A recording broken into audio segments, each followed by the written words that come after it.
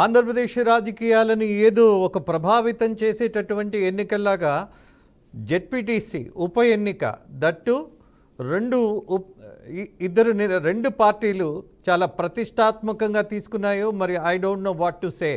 పాలకపక్షం అందులో TDP party Vontimitta and పులివెందుల్లో చేసినటువంటి మొత్తం ఈ రెండు రాజకీయ పార్టీల వాదన ప్రతివాదన విన్న తర్వాత మీ జడ్జిమెంటు, మీ వ్యాఖ్య. ఇప్పుడు ఎలక్షన్ కమిషన్ కూడా దీన్ని కూడా ఒక దృష్టిలో పెట్టుకోవాలి. మీరు చెప్పినట్టు చిన్నదే కావచ్చు, ఒక జెడ్పీటీసీ ఉప ఎన్నిక, కానీ ఇక్కడ ప్రజాస్వామ్యము, ధనస్వామ్యము, దౌర్జన్యస్వామ్యం ఈ మూడు కలగాపురకంగా జెడ్పీటీసీ ఉప ఎన్నిక చిన్నదే మీరు చెప్పినట్టు ఉండేది ఏరియా. దానికి జెడ్పీటీసీకి పవర్స్ లేవు, ఏముండవు. జెడ్పీటీసీలకు ఎంపీటీసీలకు మన దగ్గర చూస్తే ఉండేది ఒక సంవత్సరం. దానికి ఇంత సీరియస్ స్థాయిలో జరిగినాయి. ఇక్కడ ముందు చెప్పినట్టు మూడు స్వామ్యాలు, ప్రజాస్వామ్యము, ధనస్వామ్యము, దౌర్జన్య స్వామ్యము మూడు పనిచేసినాయి. ప్రజాస్వామ్యము కొంతవరకు ఎందుకంటున్నా అంటే కంపారిజన్.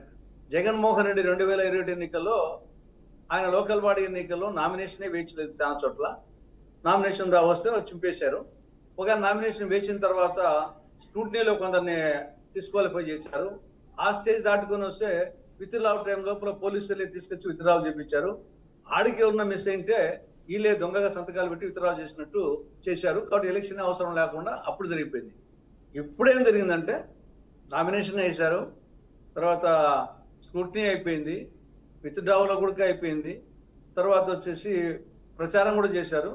పోలింగ్ కార్డు వచ్చేసి పోలింగ్ ముందు రోజు ప్రజాస్వామ్యం, ధనస్వామ్యము, పోలింగ్ రోజు దౌర్జన్య స్వామ్యం.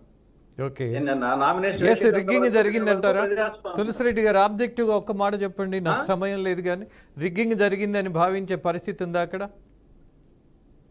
సైక్లింగ్, దీని రిగ్గింగ్ సైక్లింగ్. ఓకే, అక్కడ సీసీ కెమెరాలు ఉన్నాయి, డ్రోన్ కెమెరాస్ ఉన్నాయి, పోలీస్ అధికారులు ఉన్నారు, 3 అంచెల భద్రతతోటి ఓటేసేటటువంటి పరిస్థితి పెట్టారు. అయినా అక్కడ అక్రమాలు జరిగినాయి అని భావించేటటువంటి సాక్ష్యాధారాలు ఏమైనా మీకు సమాచారం ఉందా? ఏం లేదు, సీసీటీవీ ఫుటేజ్ చూస్తే మన సినిమా చూసినట్టు తెలుస్తుంది. ఏం పెద్ద అదేమి గండికోట రహస్యం కాదు. అది సీసీటీవీ ఫుటేజ్ నిజంగా మొత్తము తీసి ఉంటే అది చూపిస్తే 100% తెలుస్తుంది. ఫైన్. అదే గతంలో వాళ్ళు చేసేవాళ్ళు ఇప్పుడు వీళ్ళు చేశారు, అంటే తేడా సీన్ రివర్స్ అయింది అంతే. ఓకే, స్టోరీ రిపీట్, హీరో మార్పు అంతే.